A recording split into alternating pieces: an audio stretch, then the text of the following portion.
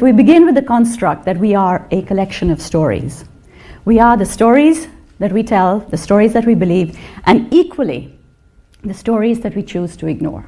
And so I'm going to revisit some of these old, forgotten, lost stories today. Let's start at the beginning. Let's start with the story of creation. You know, creation is not a simple process, and let no one ever tell you otherwise. According to Hindu belief, it is not even a one-man job. You need 3 people for it. You need one to create, one to preserve, and one to destroy. But Brahma is the great father, the creator. When Brahma created the world from his mind, he decided in his arrogance that he was also going to be master of life and death. And for this world that he was going to create, he was going to populate it with beings that were both man and woman in one body, beings that could self-fertilize. So the plan was he was going to get these beings to create a child from within themselves without any outside help, feed and look after this child for 6 years, at which point the child would become self-sufficient and the parent being would automatically die off. So in Brahma's world, there was going to be no mess, no overcrowding. But when he actually created these beings from his mind, he discovered that they were all men. The creator hadn't quite worked out how to manifest a woman. Shiva came to the rescue. Shiva is one of the Trinity. He's the destroyer. And Shiva is married to Mother Earth. Shiva came in and he reached into Brahma's mind and he pulled out a woman, Brahma's mind-born daughter. And then he explained to Brahma about men and about women and about the ecstasy of coming together. Unfortunately, Brahma wasn't listening because he had taken one look at his beautiful mind-born daughter and decided he wanted her. And Shiva had to sit there and watch the great father lusting after his own daughter, chasing his daughter all over the cosmos because he wanted to possess her. And he realized what kind of sin he had brought into the world. And so, to try and mitigate this sin, Shiva castrated himself. He merged with his own wife. And he went back to Brahma and he said, okay, look, plan A. This is how you create a being that's both man and woman in one body. Let's go back to this plan. But by now, Brahma had known the ecstasy of coming together. And so he pried apart Shiva from his wife. And he said, from now on, men and women will be born as separate entities. They will live as separate entities. And they will know the joy of union. And then Brahma created a race of men and a race of women. He paired them up together and he said, go and populate my world. Unfortunately, nothing happened because no one knew what to do. And so Shiva once again came to the rescue. He said to the men and women, he said, go and tickle each other and the rest will follow. They did, and 7 billion people later, the rest is history. At this point, Shiva and his wife, Parvati, Mother Earth, went on to write a manual each, the first of its kind, the manual each on the arts of seduction. Now, I should interrupt myself here and just say, I don't like the word seduction. It's kind of taken on all manner of implications that don't really belong to it, but I haven't been able to find the more juste, at least in English. So I'm going to use the word, but I'm going to try and explain the concept to you. According to Tantra, according to high philosophy, sexual energy is the highest form of energy in the world. And to be able to harness it is to generate the ultimate power. And so the arts of seduction was about building up, optimizing, and harnessing the power of the mind, the body, and the spirit in order to generate the ultimate power. Okay, so this is a very, very large subject, and I'm going to give you about half a drop worth. But in the Kama Sutra, it says that men and women need to learn 64 skills to become adept at the arts of seduction. Some things make sense. Okay, singing, dancing, perfuming of the body, gymnastics. Some things really don't. I mean, what does a skill in mineralogy have to do with the arts of seduction? Or a skill in quail fighting, cockfighting, ram fighting. I love this one the best. What does a skill in making handicrafts out of thread have to do with the arts of seduction? It's listed in the 64 arts. Well, okay, 64 was not the number of ways that you could seduce somebody. 64 was the totality of your life. If you take your life and you divide it into 4 stages, each stage then gets divided into 4 branches of knowledge that you must acquire during each stage. So that gives you 16 branches of knowledge. And then you divide each branch of knowledge further into 4 to cover all its aspects, and you get the number 64. So a complete knowledge of the arts of seduction was equated with complete mastery over your entire life. Yeah, about optimizing and harnessing the power of the mind, the body, and the spirit. And I'll let you into a quick secret. According to ancient wisdom, this complete knowledge of the arts of seduction and the ability to practice it, this was known as the elixir of youth. You know, when Cleopatra decided to seduce Julius Caesar, now she didn't just want him for one night, she wanted him for keeps, and she wanted him to the exclusion of every other woman. This is Caesar, the emperor of the largest known empire of the time. He's rich, he's spoiled, he can have anybody he wants, he can do anything he wants, and she wants him all to herself forever. Do you know what was the tool of seduction that she chose to use, aside from the obvious? She decided that he was going to, she was going to be completely happy for every single minute that he spent with her. So he would associate her with just his happiest moments in his life. She decided that he was going to laugh with her more than he had ever laughed with any other woman. And we know from history that it worked. This brings me to the other story, which I find is going out, literally. And that is that, you know, the skills of the arts of seduction were not just meant as a skill for women. It was equally important for the men. And that is a story that's becoming completely obsolete.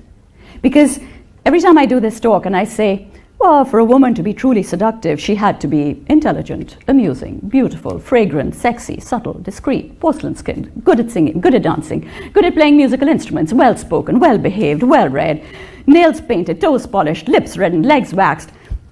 And what did a man have to be? And every time the answer is rich. He just has to be rich. If he's rich, he doesn't have to do anything else. Not so. And then you get those hideous websites which tell a woman, be completely perfect. And if the man is doing something you don't like, don't complain, smile and pretend. Or if he's boring you to tears, don't complain, smile and pretend. No, no, no. If we say that the arts of seduction were about building up, optimizing, and harnessing the energy of the mind, the body, and the soul to generate the ultimate power, it was equally important for a man to participate fully. Not just was the man supposed to participate fully and know all about the skills of seduction, he also had to be able to understand the nuances, the expertise, the finesse with which he was being seduced, in order to maximize his sexual energies. Yes? You know, there were lots of books written about the role of the men. There's a prelude to one of these books, which I absolutely love this story, and I'm going to share it with you. So there was a king sitting in his court. He was surrounded by all his ministers. And this woman rushes into the court, and she's stark naked. And there's complete mayhem in the court. A woman naked in broad daylight in the presence of the king. So people rush forward to try and clothe her, and she stops them and she says, no, I have decided that I will no longer ever wear a stitch of clothing till my wish is fulfilled. So the king, I mean, you know, it's a matter of pride. He's the king, he can make things happen. He says, go ahead, tell me what it is that you want. And she says, well, I'm completely fed up, because in all my life there has never been a man who has taken the trouble to try and satisfy me in bed. Not one, not ever. And I have decided that till I am satisfied completely, I will not get dressed. Now the king, he's given his word. He looks at his ministers expectantly. The ministers look at the king expectantly. They have a little hurried discussion, and they discover to their complete dismay that there is not one man in that room who can say with any conviction that he is going to be able to satisfy a woman completely. Now, ladies and gentlemen, imagine the level of panic. What if this form of rebellion took? What if all their wives took to the streets naked, demanding sexual satisfaction. Don't worry, the story has a happy ending. The king put out a reward. A man came forward out of nowhere. He took this woman by the hand, he took her away, and the next morning she came back to the king's court completely dressed from head to foot. A picture of demureness. And she confirmed that she had been completely satisfied. The king immediately commissioned this man to write a book, putting down all his knowledge, so that it would be available to every single person in his kingdom. And never would a woman have to walk the streets naked again. I absolutely love this story, but I have to say I am in awe of the kind of width of experience, the detail, the research that went into these books, specifically on the role of men. Do you know, there's even an old book that talks about the shifting of a woman's erogenous zones according to the movement of the moon. The idea being that a woman's sexuality is liquid, so it's affected by the phases of the moon. And again, it's a huge subject, so I'm just going to give you a couple of examples, broad strokes. So they said that on the 14th day of both the waxing and the waning moon, for instance, the most sensitive part of a woman is her head and her hair. And the best way to get her sexual energy up is to massage the scalp gently. On the 13th day, it's the eyes. And so the eyelids should be kissed. So apparently the right eye is more sensitive during the waxing moon and the left eyelid during the waning moon. On the 7th day, I'm not going to give you all of the details because I don't have that much time, but on the 7th day, it is the navel that is most sensitive. And ideally, it should be tapped with an open palm. On the 4th day, it is the knees. His knees should press against her knees. The 5th day is the lazy man's day. A man doesn't have to do very much on the 5th day. The woman is pretty much self-sufficient on the 5th day of both the waning and the waxing moon. And just for your little bit of information, today is the 7th. No, today is the 6th day of the phase of the moon. And apparently today's is the bottom, the buttocks, which should be gently tapped, gently tapped with a fist. So, well, and then of course it goes further into the permutations and combinations. It's an incredible piece of work. But as I said, there is just so much information, and it gets lost because of the word seduction having been a victim of evolution. So I don't have very much more time, so I am going to actually finish with a little tiny example of my favorite parts, one of my favorite parts of the arts of seduction, and that is about the perfuming of the body. Now, the perfuming of the body was supposed to be a subtly shifting phenomena. So you ate a certain diet to get a base scent, and then you apply different perfumes to the rest of every part of the body. So the hair had to be perfumed with khas. Khas, for those of you who are not from a South Asian background, is the smell of fresh rain as it falls on scorching hot soil. Okay, it's the ultimate aphrodisiac in the world. So, hair with khas, neck with jasmine, arms with mint.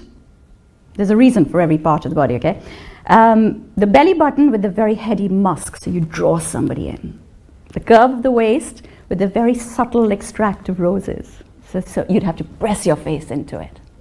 And the back, this is my favorite. The back had to be dotted, not rubbed over, dotted with little dabs of sandalwood. So you created a trail for someone to follow. Because at the end of it, you had to be like a banquet of tastes, of textures, of smells.